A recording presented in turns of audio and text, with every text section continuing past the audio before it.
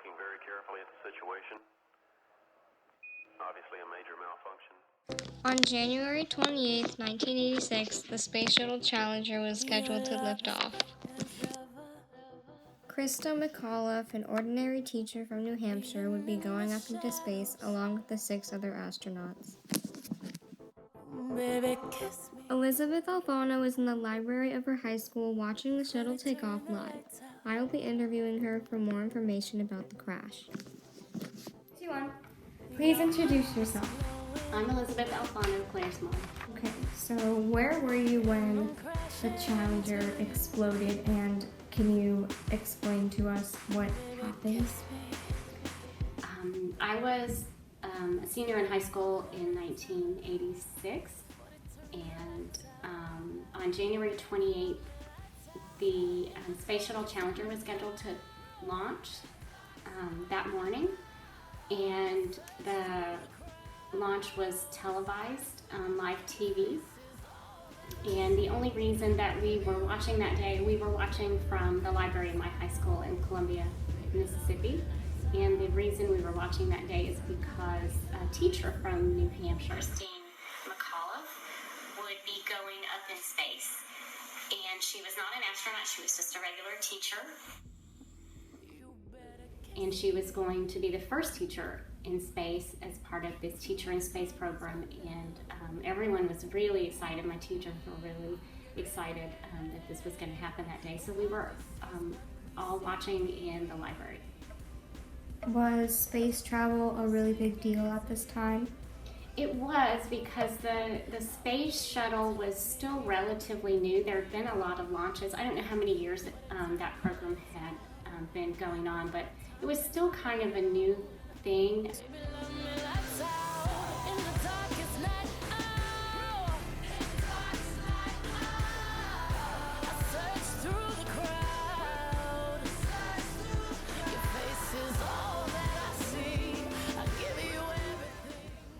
The space shuttle would launch like a rocket, shoot into space, but it would land like an airplane, would come back through the atmosphere and land like an airplane. So it was really kind of a new and exciting thing for our country and for the space program. And I didn't watch many of the launches on TV. I didn't see them, but this one was kind of special because of the teacher that was going to be one of the crew members.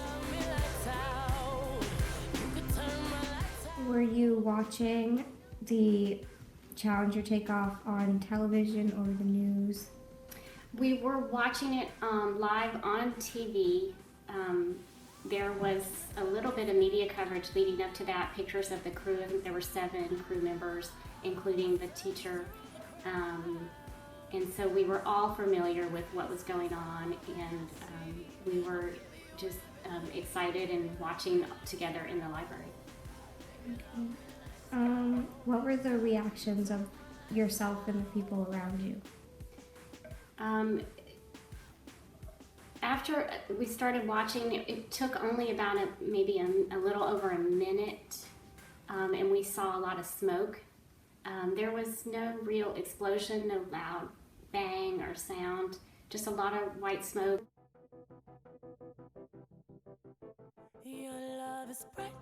That you couldn't see through, so we didn't really see the shuttle break apart. We just saw the white smoke. That there was some audio feed, I guess, from the people at the Kennedy Space Center in Florida that were still talking even while it looked like maybe there was a problem. But it was just a short time later that we realized that there actually was a problem. We didn't know at first. We didn't know if the astronauts were okay. We didn't really know if there was a problem. But then just a short time later, we realized that there was a major malfunction, and we just couldn't believe it.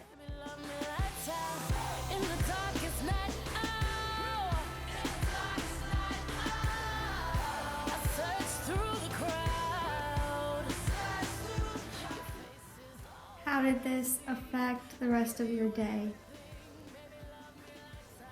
We watched for a few minutes after that.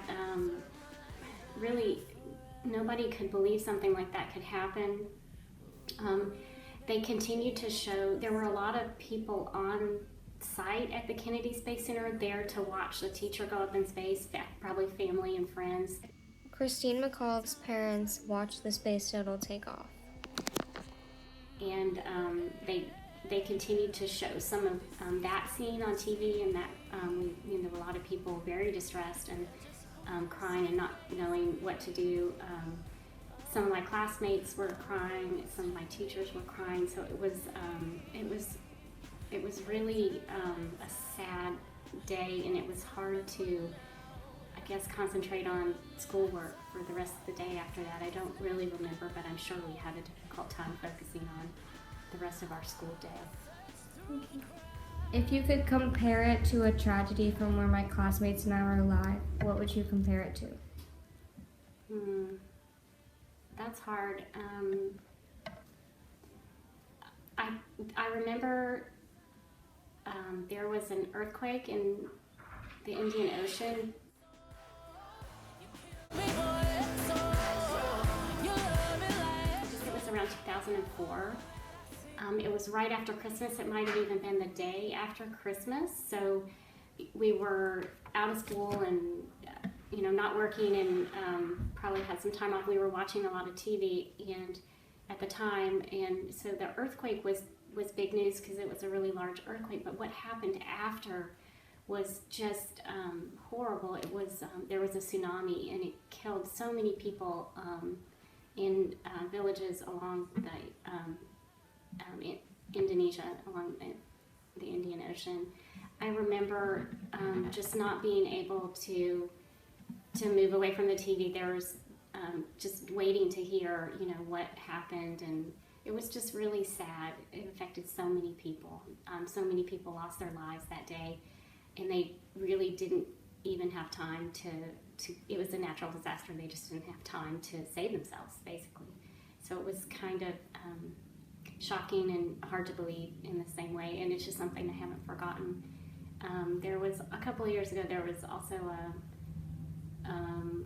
Malaysia Airlines flight that disappeared. It's a really sad event that happened, and I haven't forgotten about that either.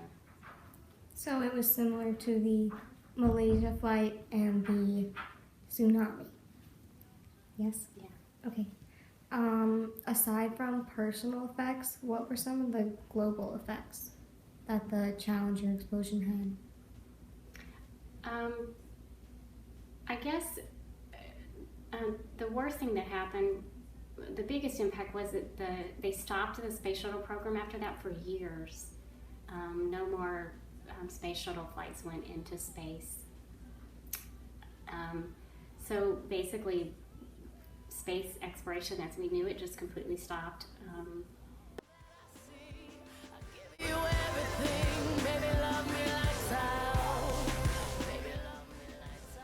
I think that's probably the only thing I can think of. Mm-hmm. Were you watching the next space shuttle flight take off after the Challenger? I can't remember. Everyone was interested in it. I'm sure. I can't really remember if I saw the next one or not. I'm sure if I didn't see it live, I'm sure that I saw it on the news later. Mm-hmm. How did you feel about space travel before and after the Challenger? I think before the Challenger disaster, I think we had sort of as a country decided that space travel was safe on the space shuttle. They were launching quite often, and it seemed to be relatively safe. And I think after the disaster, it was just, why would anybody want to go back up in a space shuttle? It just didn't seem like that was something that, it would just take a lot of courage, I think, to do, because it didn't seem like that was very safe after that. Okay. Thank you.